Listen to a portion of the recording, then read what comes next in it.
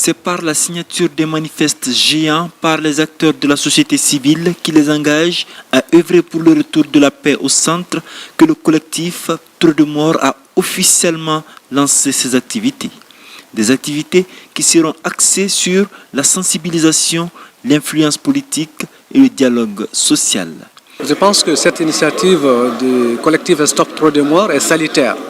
Parce que si tous les Maliens faisaient ainsi, je pense qu'aujourd'hui, on allait trouver que la paix est revenue. Et il est temps que les Maliens se donnent la main.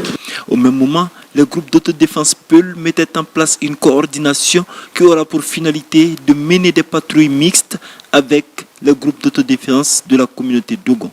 On a fait accord avec Dana Massagou pour que la paix revienne, pour qu'on va identifier les groupes autodéfense qui opèrent dans le centre pour que la paix revienne.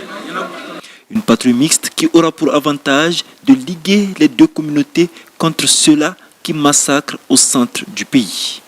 C'est l'État qui doit avoir le monopole de la violence sur un territoire donné. Si aujourd'hui les différents groupes armés décident de se mettre ensemble, c'est une initiative heureuse qu'il faut saluer dans la mesure où désormais on ne sera plus dans ce cas de figure où on va dire que tel groupe a attaqué tel autre groupe.